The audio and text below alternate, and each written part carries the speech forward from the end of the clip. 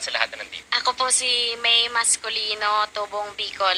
May balikan natin yung kinakwento mo kanina. It's always a very serious topic, ang bullying. Nung nangyayari lahat ng yun, ilang taon ka na? Grade school, high school? Actually, mula kinder hanggang nag-grade 6 po ako.